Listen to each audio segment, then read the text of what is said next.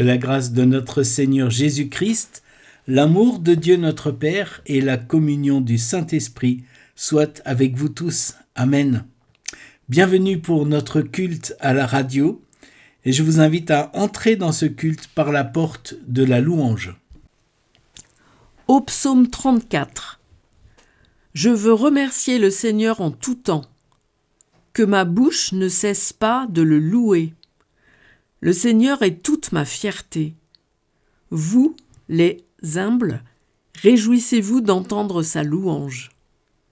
Joignez-vous à moi pour dire la grandeur du Seigneur. Ensemble, proclamons bien haut qui il est. Je me suis adressé au Seigneur et il m'a répondu. Il m'a délivré de toutes mes craintes. Ceux qui lèvent les yeux vers lui rayonnent de joie. La honte n'assombrit plus leur front.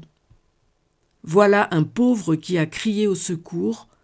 Le Seigneur l'a entendu et l'a sauvé de tout ce qui l'angoissait. L'ange du Seigneur monte la garde autour des fidèles et les met hors de danger. Éprouvez et constatez combien le Seigneur est bon. Heureux l'homme qui a recours à lui.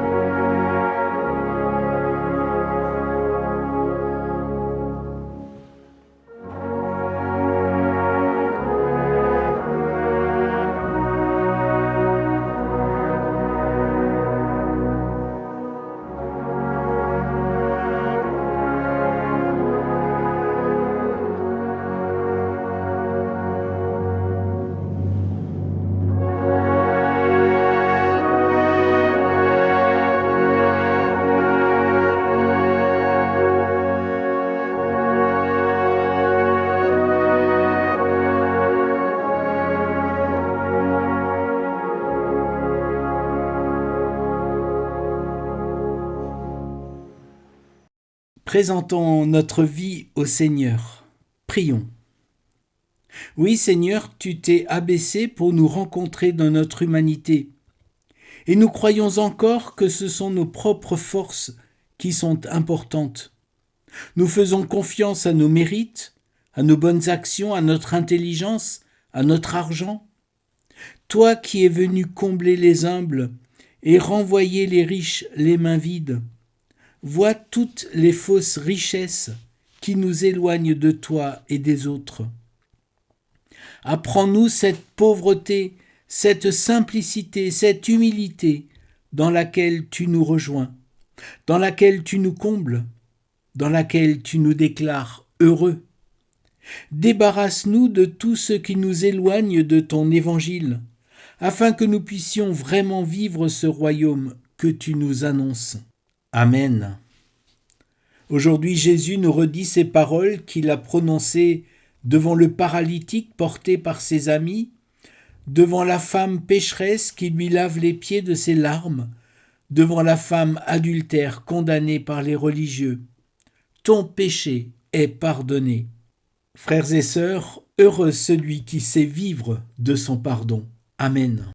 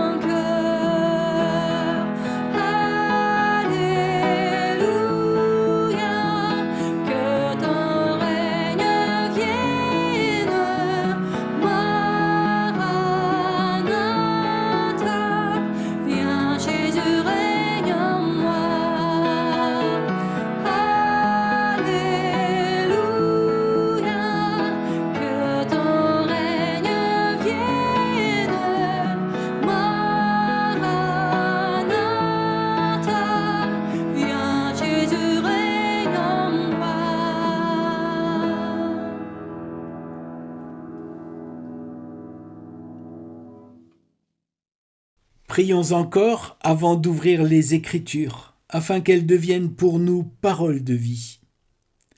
Donne-nous, Seigneur, d'être à l'écoute de ce que tu veux nous dire aujourd'hui. Accorde-nous la grâce du silence intérieur, pour que ta parole nous rejoigne et qu'elle parle à notre cœur. Que par ton Esprit Saint, le passage de l'Écriture que nous allons écouter devienne bonne nouvelle pour nos vies. Amen. Ésaïe 55, versets 1 à 11. Allons, vous tous qui avez soif, voici de l'eau, venez. Même si vous n'avez pas d'argent, venez. Prenez de quoi manger, c'est gratuit. Achetez du vin ou du lait, c'est pour rien. Pourquoi dépenser votre argent pour ce qui ne nourrit pas ? Pourquoi vous donner du mal pour ce qui ne rassasie pas ? Écoutez-moi bien, et vous mangerez ce qui est bon. Vous vous régalerez de ce qu'il y a de meilleur. Accordez-moi votre attention et venez à moi. Écoutez-moi et vous vivrez. Je conclus avec vous une alliance pour toujours, dit le Seigneur, et vous accorderai les bienfaits que j'avais assurés à David. Face au peuple, j'avais fait de lui un témoin de mon pouvoir, je l'avais établi comme un chef et un maître pour les peuples. Eh bien toi aussi, Israël, tu lanceras un appel à des étrangers, des inconnus, et ces gens qui t'ignoraient accourront vers toi. Ils viendront à cause de moi, le Seigneur ton Dieu, le Dieu saint d'Israël, qui t'accorde cet honneur. Marc 1, versets 9 à 13. En ces jours-là, Jésus vint de Nazareth, une localité de Galilée, et Jean le baptisa dans le Jourdain. Au moment où Jésus remontait de l'eau, il vit les cieux se déchirer et l'Esprit Saint descendre sur lui comme une colombe. Et une voix se fit entendre des cieux. « Tu es mon Fils bien-aimé, en toi je trouve toute ma joie. » Aussitôt après, l'Esprit le pousse dans le désert. Jésus y resta pendant 40 jours, et il fut mis à l'épreuve par Satan. Il était avec les bêtes sauvages, et les anges le servaient. Seigneur, ta parole est une lumière sur notre route. Éclaire-nous par ta lumière. Amen. Chers amis, imaginez Tarzan dans sa jungle. Il y vit tranquillement avec Jane et Boy et Cheetah et ses amis les éléphants. Et dans un des vieux films en noir et blanc où Tarzan est interprété par Johnny Weissmuller, arrivent des Américains qui lui vantent la société dite civilisée. Le train va à 150 km/h. Tarzan demande naïvement « Pourquoi ?» Eh bien, il vous conduit plus vite. Pourquoi ? Pour gagner du temps, bien sûr. Du temps ? Mais pourquoi faire ? Ces pourquoi de Tarzan rejoignent la question soulevée par le prophète Ésaïe. À quoi bon dépenser votre argent pour ce qui ne nourrit pas ? À quoi bon travailler pour ce qui ne rassasie pas ? Il me semble que cette interrogation correspond bien à notre société de consommation, dont un des paroxysmes se situe pendant les fêtes de fin d'année ou pendant la période de solde actuelle. Pour nombre de familles, n'y a-t-il pas beaucoup de déceptions de ce temps de Noël et des fêtes ? On se préparait et on attendait de pouvoir vivre des relations chaleureuses, vraies. On a fait des dépenses conséquentes pour acheter des beaux cadeaux. On a investi pour de magnifiques repas. Et au bout du compte, combien souvent ont été déçus. Les cadeaux à peine déballés ne sont plus touchés par les enfants ou les adultes blasés qui ne savent plus se réjouir. Combien de repas, certes bons, ont été des moments tristes, sinon des moments de conflit, plombés par le manque de communication, minés par les jalousies, les anciennes rivalités, les vieilles rancœurs, des moments où on est amené à briller, à se pavaner, à porter un masque, des repas où les ragots remplacent trop souvent les ragoûts, des occasions de parler du monde entier, en général en mal, mais où on ne parle pas de soi, de ce que l'on porte dans le cœur, de nos espoirs, de nos combats, du parler vrai. C'est peut-être cela, la nourriture promise par l'Esprit Saint, faire battre notre vrai cœur en jetant bas les masques, oser nos fragilités, risquer notre vulnérabilité, exister avec nos élans pour l'avenir, nos élans d'amour envers un parent, un ami, un enfant. Ésaïe a eu cette inspiration prophétique qu'autre chose que la société de consommation, cette société du paraître, cette société de l'avoir et du pouvoir pouvait exister. Il l'a rêvé, mais ce n'est pas Sony qui l'a réalisé, pour plagier la publicité. Non, celui qui l'a réalisé, c'est un petit, un moins que rien, un de ceux auxquels on ne prête pas d'attention, un obscur, et qui pourtant est devenu le repère qui va marquer le monde entier 2026 ans après. En effet, si toutes ces fêtes de fin d'année ont eu lieu, aussi bien Noël que Nouvel An, c'est en référence à ce Jésus de Nazareth. Voyons donc comment Marc l'introduit sur la scène du monde. Nous avons lu le premier récit de Marc où apparaît le personnage de Jésus dans son évangile. Il est introduit par la citation d'Ésaïe sur le précurseur, qui est dans le passage juste avant. « J'envoie devant toi mon messager, c'est celui qui crie dans le désert, préparez le chemin du Seigneur. » Il s'agit bien sûr de Jean-Baptiste qui accueille Jésus pour son baptême. Le récit du baptême de Jésus dans Marc est très bref et pourtant il est chargé de sens. Il y a d'abord ces mentions qui forment une inclusion sur l'ensemble de l'évangile de Marc.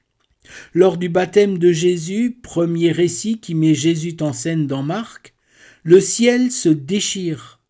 Et c'est le même verbe qui décrira à la fin de l'évangile de Marc que le voile du temple se déchire au moment de la mort de Jésus. Et c'est le même sens. Au début de l'évangile, le ciel se déchire pour dire que la vie de Dieu n'est plus contenue au ciel, mais qu'elle se répand désormais parmi les êtres humains. Et à la mort de Jésus, le voile du temple se déchire, pour dire que désormais la vie de Dieu n'est plus cantonnée au temple de Jérusalem, au Saint des Saints, mais qu'elle est répandue sur toute l'humanité. Dans les deux cas, cette déchirure est aussitôt suivie de l'affirmation de la filiation divine de Jésus, par la voix venant du ciel au moment du baptême et par un centurion romain à la mort de Jésus. Des versets courts qui en disent long. La description du baptême de Jésus, aussi brève soit-elle, forme un tableau qui donne à voir et à entendre ce qui, bien plus tard, sera défini comme la Trinité. En effet, on y voit le Fils qui accueille, qui reçoit, on pourrait dire qui continue d'être engendré. On y voit l'Esprit Saint qui vient sur le Fils, sur Jésus, comme une colombe, cet esprit qui, tel un oiseau, planait sur les eaux dans la Genèse. Et enfin, on ne voit pas, mais on entend la voix de celui qui se situe lui-même comme Père, puisqu'il qualifie Jésus de son Fils. « Tu es mon Fils bien-aimé, tu fais toute ma joie. » Et puis, en un verset, nous avons la scène où Jésus est chassé au désert pour être tenté par Satan. Aussi court soit ce verset, il porte pourtant tant de sens en lui. Jésus est tenté comme le premier homme et la première femme avaient été tentés par le serpent. Après la tentation, Jésus vit avec les animaux sauvages. Comme les premiers êtres humains vivaient avec les animaux sauvages, mais c'était avant la tentation. L'agressivité des animaux sauvages était comprise comme la conséquence des désordres de la création instaurés par les désobéissances de l'être humain. On voit donc Jésus comme ayant mis fin au désordre du péché dans la création à travers sa propre personne. En Jésus, on est devant l'être humain tel que Dieu l'a désiré en le créant. Il est l'image parfaite de l'humanité désirée par Dieu, celle qui est qualifiée d'image et de ressemblance de Dieu. Voici comment, en quelques mots, Marc nous explique que cet homme obscur venu de Nazareth a reconstruit l'image et la ressemblance de Dieu qui était restée abîmée, dévoyée depuis l'aube de l'humanité. Dans ce récit si bref, Jésus est présenté comme l'être humain parfait et aussi comme Dieu. Le message de Marc à ses lecteurs, au début de l'Évangile comme à nous aujourd'hui, pourrait être « Voilà pourquoi cela vaut la peine de l'écouter, de le regarder vivre, de le contempler. Il est le chemin, la vérité et la vie pour chaque être humain. Amen. »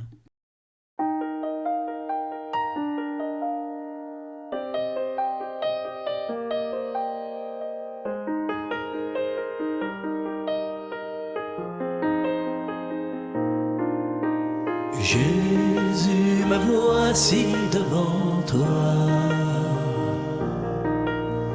tout simplement dans le silence. Rien n'est plus important pour moi que d'habiter en ta présence. Avec des larmes dans les yeux ou plein de joie sur le visage, des rêves fous ou dangereux. Un cœur qui recherche un rivage. Jésus, me voici devant toi, tout simplement dans le silence. Rien n'est plus important pour moi que d'habiter en ta présence. Avec l'orage ou le ciel bleu, avec ce monde et ses naufrages, ceux qui te prient ou bien tous ceux qui restent sourds à ton message. Jésus, me voici devant toi, tout simplement dans le silence. Rien n'est plus important pour moi que d'habiter en ta présence. Quand viendra-t-il ton jour, mon Dieu, où j'apercevrai ton visage? Tu seras là, c'est merveilleux, les bras ouverts sur mon passage. Jésus, me voici devant toi, tout simplement dans le silence. Rien n'est plus important pour moi que d'habiter en ta présence.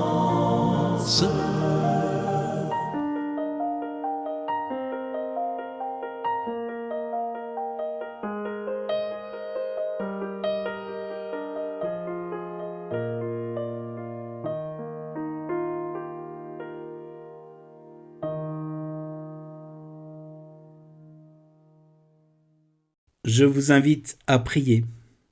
Seigneur, tu nous as dit par ta parole, « Venez vous tous qui avez soif, venez acheter sans argent, demandez le pain du ciel, demandez l'esprit de vie. Votre Père qui est au ciel ne refusera pas l'esprit à ceux qui le lui demandent. » Nous avons soif de vraie vie, Seigneur, de relations vraies. Nous avons soif de pouvoir déposer nos masques, de pouvoir être vulnérables, d'exister avec les élans de notre cœur et de pouvoir partager nos combats. Donne-nous ce pain de vérité, le pain éternel qui comble les soifs les plus secrètes de notre âme. Nous te prions d'aider les gens qui ne te connaissent pas à te rencontrer. Fais-leur découvrir combien tu peux les soutenir. Nous te prions pour les sans-abri, qu'ils trouvent un abri sûr. Nous te prions pour les malades, qu'ils puissent être soignés. Nous te prions pour les enfants, qu'ils puissent être éduqués. Nous te confions la Palestine et Israël pour que cette terre qui a porté un temps la réconciliation du monde retrouve les chemins de la paix. Et que ton Église par-delà les mers et les frontières œuvre pour cette paix. Comme signe de communion de ton Église universelle, ensemble, unissons nos voix pour prier avec les mots que tu nous as appris. Notre Père qui es aux cieux, que ton nom soit sanctifié, que ton règne vienne, que ta volonté soit faite sur la terre comme au ciel. Donne-nous aujourd'hui notre pain de ce jour. Pardonne-nous nos offenses, comme nous pardonnons aussi à ceux qui nous ont offensés. Et ne nous laisse pas entrer en tentation, mais délivre-nous du mal. Car c'est à toi qu'appartiennent le règne, la puissance et la gloire, pour les siècles des siècles. Amen. Chers amis, tournez-vous vers le Seigneur maintenant qu'il se laisse trouver. Faites appel à lui maintenant qu'il est près de vous. Le Seigneur vous bénit et vous garde. Il fait de vous des êtres de lumière. Il vous accorde sa grâce à jamais. Amen.